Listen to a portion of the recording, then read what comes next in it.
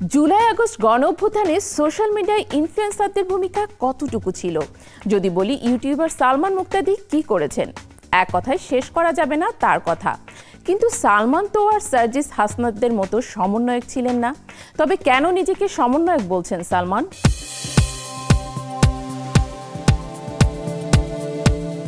বৈষম্য বিরোধী ছাত্র আন্দোলনে কন্টেন্ট ক্রিয়েটরদের মধ্যে সালমান মুক্তাদির অবস্থান ছিল প্রত্যক্ষ। আন্দোলন চলাকালে তাকে পেতে হয়েছে নানা ধরনের হুমকি।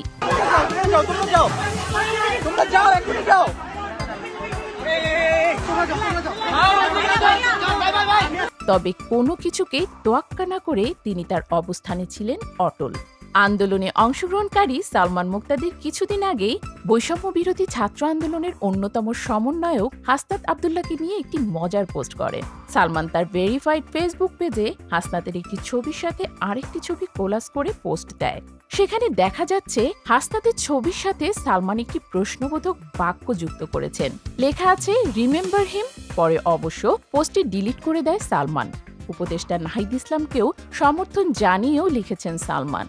সমন্বয়ক হাসনাত আবদুল্লাহর আন্দোলনের সময় নাহিদের উপর নির্যাতনের দুটি স্থিরচিত্র তুলে ধরে একটি ফেসবুক পোস্ট করেন। হাসনাত আবদুল্লাহ সেই পোস্ট শেয়ার দিয়ে সালমান মুক্তাদি দাঁড়িয়েছেন নাহিদ ইসলামের পাশে।